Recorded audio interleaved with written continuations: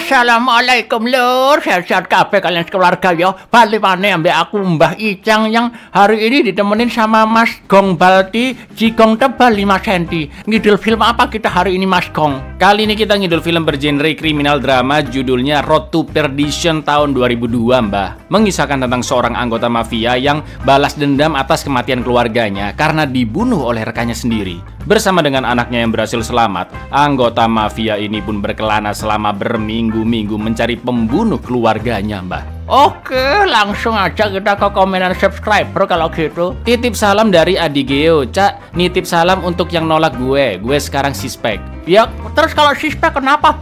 Ente ditolak bukan gara-gara badan nggak sispek juga dong. Coba kayak Mbah ini loh, perut buncit, kulit kusut, tapi masih banyak daun-daun muda yang naksir.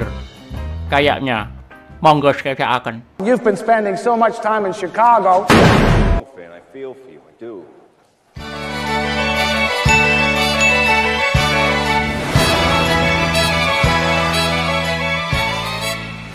Film dimulai dengan seorang bocil 12 tahun bernama Michael Junior yang mengatakan jika beberapa orang di luar sana memang mengenal ayahnya, yaitu Michael Sullivan atau Mike, sebagai orang yang jahat.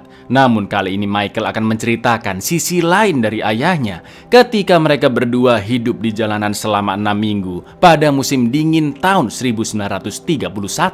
Dan inilah jalan menuju kebinasaan. In the winter of 1931. But I once spent 6 weeks on the road with him. Some say there was no good in him at all. There are many stories about Michael Sullivan.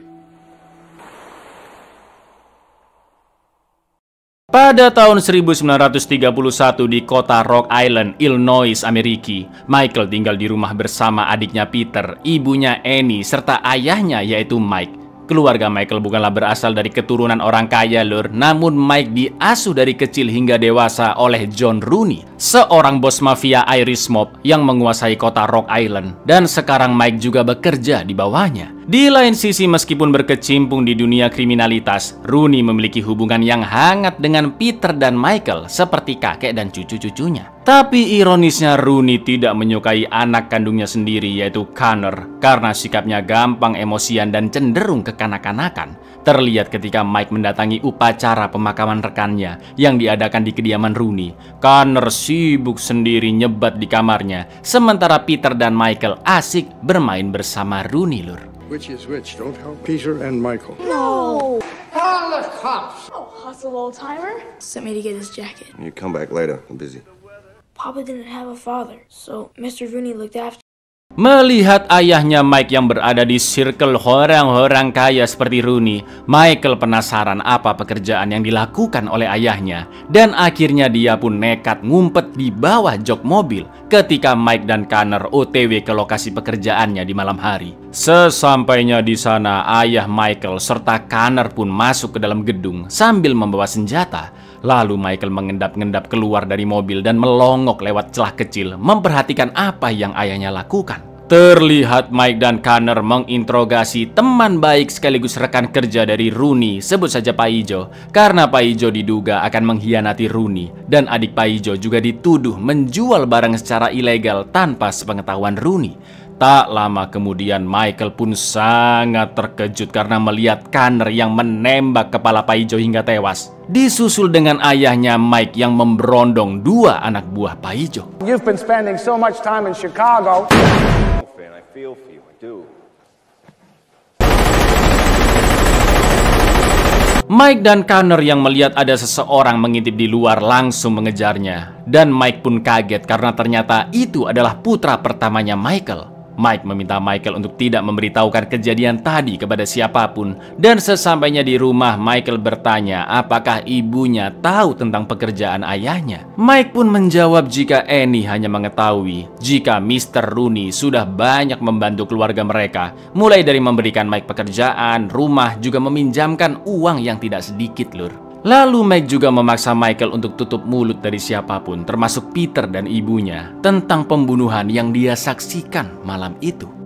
Keesokan paginya Michael tidak memakan sarapannya dan langsung pergi ke sekolah karena dia kecewa dengan ayahnya yang bekerja sebagai premannya Rooney. Sementara itu Rooney sudah tahu tentang kejadian semalam dan menurutnya seorang anak laki seperti Michael cepat atau lambat pasti akan melihat hal mengerikan seperti itu yang memaksanya untuk memahami betapa kerasnya dunia ini. Clear your place, please. It's time for school now. It's only a play. Always pays his debts. Keeps his word. You can't protect him forever. If it wasn't this, it'd be something else. That's tough. Seeing that for the first time.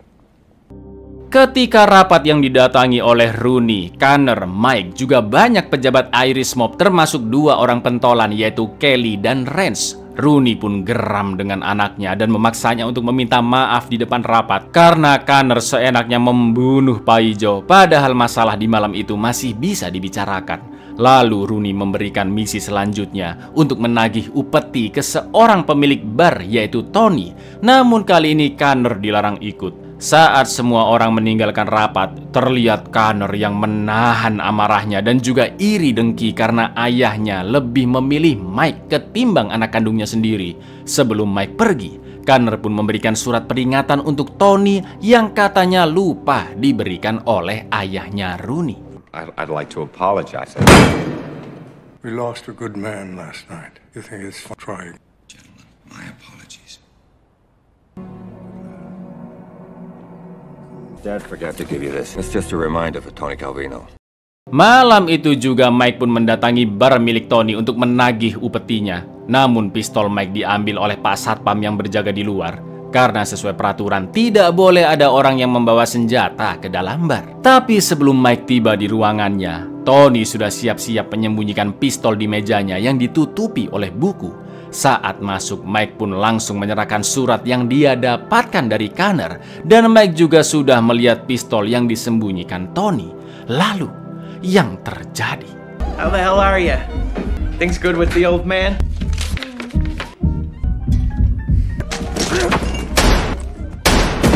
Merasa curiga, Mike pun membaca surat tersebut yang ternyata menyuruh Tony membunuh Mike Lur agar hutang-hutangnya dianggap impas. Mike pun sadar bahwa surat itu hanyalah akal-akalan Connor dan Mike khawatir Connor tidak hanya menargetkan dirinya namun juga keluarganya.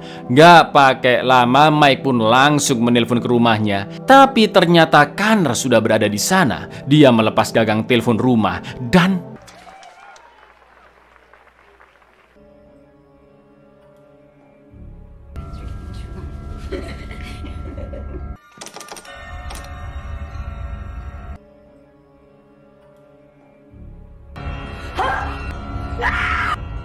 ya, naasnya Annie dan Peter ditembak mati oleh Connor. Sementara Michael yang baru pulang terkejut melihat tembakan di dalam rumah.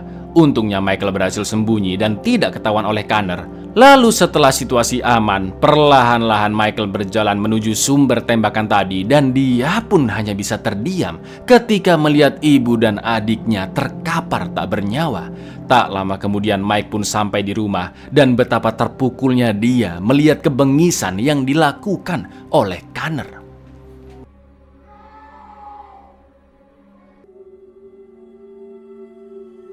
Sementara itu Connor meminta maaf ke ayahnya atas pembunuhan yang dia lakukan. Connor mengaku takut jika Michael yang masih bocil membocorkan kejadian tewasnya Paijo ke polisi.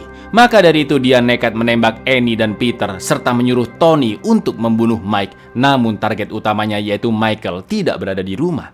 Mendengar itu semua, Rooney pun semakin murka, semakin kecewa dengan anak kandungnya itu.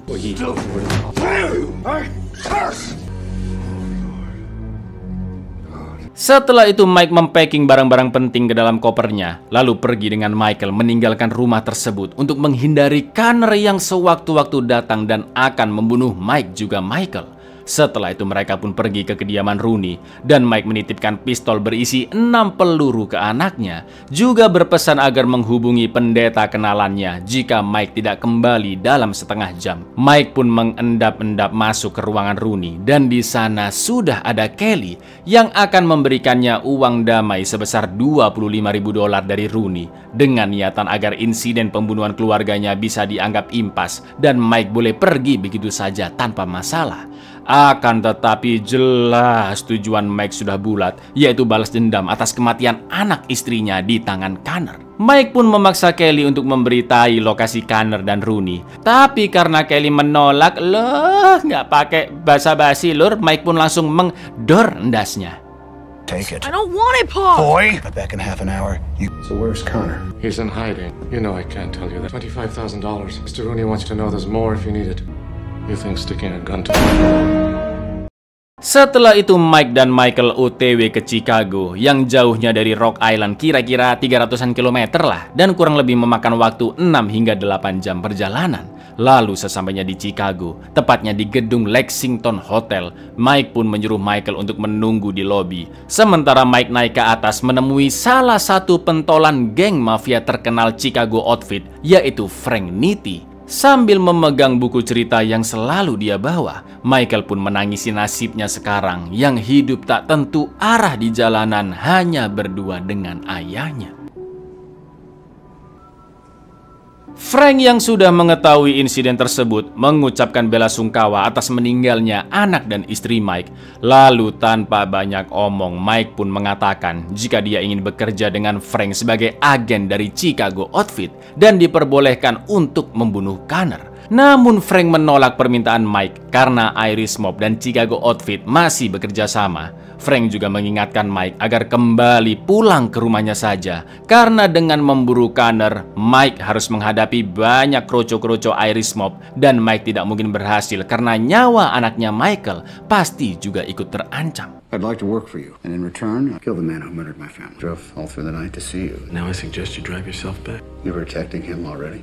We're protecting our interests, Mike. Ketika akan turun lift, Mike pun buru-buru keluar dan lewat tangga darurat untuk menghindari kroco-kroco suruhan Frank yang bisa saja membunuhnya. Sementara itu ternyata obrolan antara Mike dan Frank didengar oleh Connor dan Rooney yang berada di ruangan sebelah sedari tadi lur. Rooney merasa serba salah. Di satu sisi dia tidak ingin anaknya Connor terbunuh, namun Rooney juga tidak ingin kehilangan Mike dan Michael yang sudah seperti keluarga baginya. Dengan berat hati, Rooney pun memerintahkan Frank untuk membunuh Mike, namun jangan menyentuh Michael sama sekali. Lalu Frank pun menghubungi seorang pembunuh bayaran yang juga bekerja sebagai fotografer forensik, yaitu Harlan Maguire. God help me. What do I do? Make it quick. One day the kid becomes a man. I said no.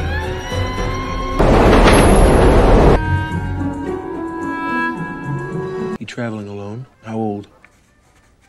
Upacara pemakaman Annie dan Peter sedang diadakan di kediaman Mike. Di lain sisi, karena bingung mau kemana lagi, Mike pun berencana OTW ke rumah kakak iparnya yaitu Sarah yang berada di kota Perdition agar Michael bisa tinggal di sana. Mike menelpon ke rumahnya dari sebuah hotel dan untungnya diangkat oleh Sarah sendiri yang saat itu juga menghadiri pemakaman.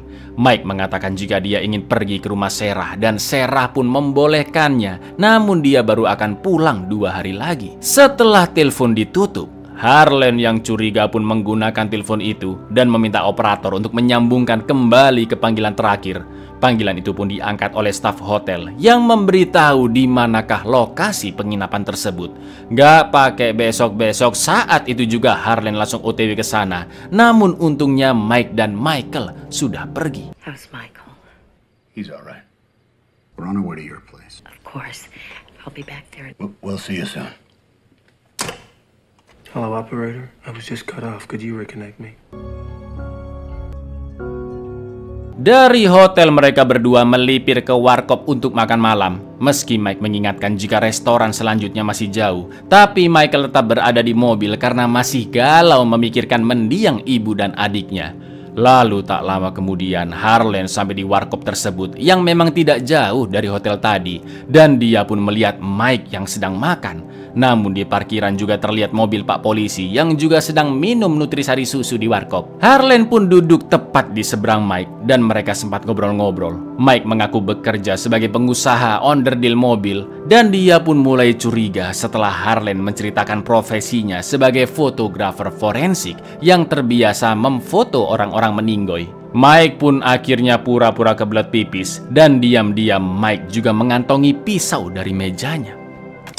I shoot the dead. That is, I don't kill them. I'm a salesman. Machine parts. I assure you it is not. Excuse me, ma'am. Can you help me out here? Ternyata Mike keluar dari jendela toilet dan langsung kabur dengan mobilnya. Harlan pun akan mengejarnya, tapi ban mobilnya sudah ditusuk hingga bledos oleh Mike. Dan yang terjadi, Hey, what do you think? Mike pun marah ke Michael karena terus membantah. Gak ikut makan ke warkop lah, disuruh nunduk biar gak kena tembak, susah banget lah dibilanginya. Sekarang Mike juga tidak bisa OTW ke rumah Bude Sarah karena pastinya Harlan dan Connor sudah mengawasi rumah tersebut. You think it's my fault this happened? It was not your fault. When I say get down, you get down.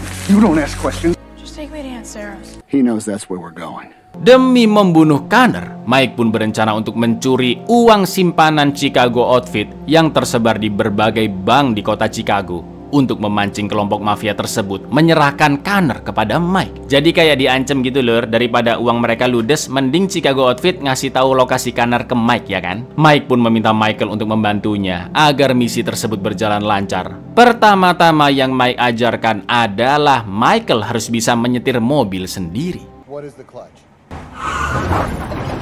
45 miles an hour. Watch out for the tractor. Watch out for the... Keesokan harinya Mike mulai merampok banyak bank di Chicago dan hanya mengambil uang milik Chicago Outfit.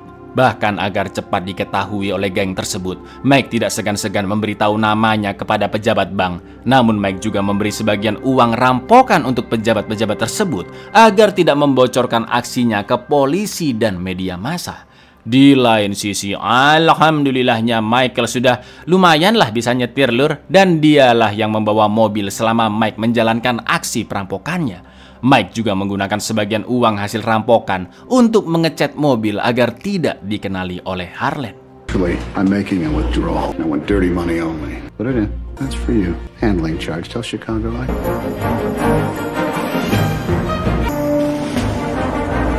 There's no rush. Beberapa hari setelahnya, uang Chicago Outfit yang masih tersisa sudah ditarik dari bank-bank lainnya karena Frank akhirnya mengetahui aksi Mike yang tidak akan berhenti merampok sampai Connor diserahkan kepadanya. Namun Mike mendapat info dari manajer bank jika penarikan uang tersebut dilakukan atas perintah Rains, salah satu pentolan dari Irish Mob ya kan? Selanjutnya Mike pun berencana menemui Rains dan akan merampas dokumen terkait uang simpanan Chicago Outfit. Mike pun bisa mengetahui di manakah Rains menginap karena dia selalu memilih hotel paling mewah dan pastinya masih di area Chicago. Sesampainya di sana, Mike pun menyuruh Michael untuk tetap di mobil dan menyalakan klakson 2 kali jika terjadi hal yang berbahaya. Namun ternyata Rains sengaja digunakan Frank untuk memancing Mike karena Harlan sudah diperintahkan nginep di hotel seberangnya.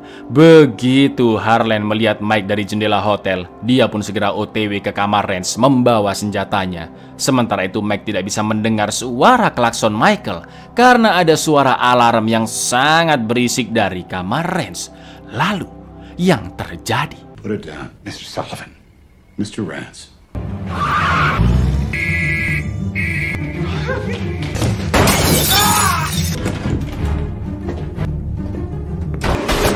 I'm okay. Just watch the road. Rains pun tewas terkena shotgun Harlan yang tembus tembok. Wajah Harlan terkena pecahan kaca, sedangkan Mike yang berhasil mengambil koper berisi dokumen terkena tembakan Harlan di bahu kirinya saat kabur. Karena kondisi ayahnya semakin memprihatinkan, Michael pun terpaksa melipir ke rumah Pak Sutri yang tidak memiliki anak. Panggil saja Mbah Tukiman dan Tukiem lur. Peluru di bahu Mike pun dikeluarkan dan dirawat. Mereka tinggal selama beberapa minggu di sana dan Michael membantu Tukiman bekerja di ladang. Pada suatu malam Michael ngobrol-ngobrol dengan ayahnya dan Mike mengatakan jika dia bersikap agak keras ke Michael karena Michael mirip seperti dirinya waktu kecil yang lebih suka membantah daripada Peter yang cenderung manut-manut aja ke orang tuanya. Akan tetapi Mike menyayangi kedua anaknya secara adil dan mendengar kata-kata itu Michael pun merasa tenang karena akhirnya dia mengetahui apa yang ada di pikiran ayahnya. He dotes on you. You don't see it. You were different. You were more like me. I didn't want you. Did you like Peter? No, I love you both the same. Good night. Setelah membaca-baca berkas dari Range dan mengetahui jika selama bertahun-tahun ternyata diam-diam Connor menggelapkan uang ayahnya Rooney ke rekening pribadinya, Mike pun meninggalkan satu tas uang untuk Tukiman dan Tukiyem, lalu pergi bersama Michael menemui Rooney di gereja tempat dia biasa beribadah. Mike pun menjelaskan temuannya tentang Connor, tapi ternyata Rooney sudah lama mengetahui ulah anaknya itu. Setelah itu Rooney memohon ke Mike untuk pergi dengan Michael, karena Rooney tidak akan pernah menyerahkan anaknya meski banyak melakukan kesalahan. Rooney juga mengingatkan Mike bahwa pekerjaan yang mereka jalani memang selalu terlibat dengan pembunuhan, dan itu tidak jauh berbeda dengan apa yang sudah Connor perbuat. Connor's been stealing from you for years. Give up my son. They're protecting him now. This ends with Connor dead. The murderers in this room. The life we chose, the life we lead.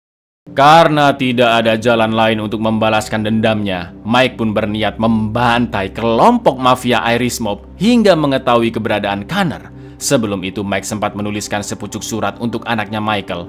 Lalu di malam itu, di tengah derasnya hujan, Mike pun menembaki semua kroco-kroco geng Irish Mob, dan dengan terpaksanya Mike juga harus membunuh sosok yang selama ini menjadi figur ayah baginya, yaitu John Rooney.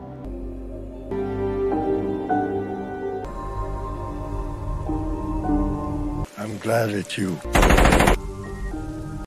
Setelah itu Mike pun membeberkan kepada Frank tentang tindakan Connor selama ini yang menggelapkan uang ayahnya sendiri untuk keperluan pribadi. Mendengar itu, Frank pun akhirnya memberikan lokasi Connor yang berada di Lexington Hotel. Namun Frank meminta Mike harus menghentikan aksi perampokannya ketika balas dendamnya telah tertuntaskan. Setelah hampir 6 minggu berlalu dari kematian Annie dan Peter, Mike pun pergi ke gedung Lexington menuju kamar 1432 dan membunuh Connor dengan 3 kali tembakan ke endasnya mampus.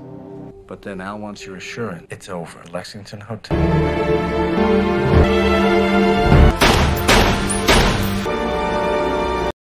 Selanjutnya, sesuai rencana di awal, Mike pun pergi bersama Michael ke rumah Bude Sarah yang berada di Perdition. Tempat itu sangatlah indah dan jauh dari hiruk-pikuk kota. Seakan-akan Mike memang harus berhenti dari kesehariannya yang biasa berkecimpung di dunia kriminalitas. Tapi tiba-tiba, Is that the house? That's it. Sarah, it's me, Mike. We're here.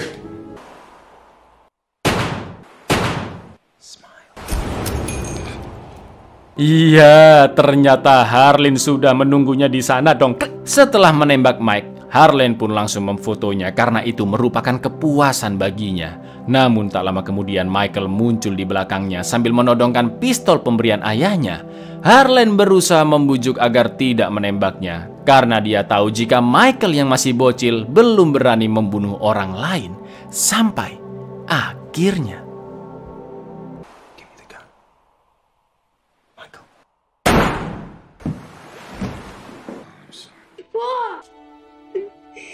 setelah semua yang terjadi, Michael pun akhirnya sadar jika satu-satunya ketakutan ayahnya adalah tidak ingin anak-anaknya mengambil jalan hidup yang sama seperti dirinya.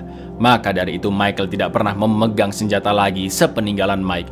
Michael yang sekarang hidup sebatang kara pun akhirnya kembali ke rumah Tukiman dan Tukiyem untuk tinggal bersama mereka. Dari segala insiden 6 minggu terakhir, Michael akhirnya mengetahui siapakah ayahnya sebenarnya. Bahwa Mike Sullivan memang bukan sepenuhnya orang baik, namun dia selalu berusaha yang terbaik untuk membela keluarganya. Apapun kesalahan yang diperbuat Mike di masa lalu, Michael akan selalu menganggap Mike Sullivan sebagai ayah kandungnya yang tercinta.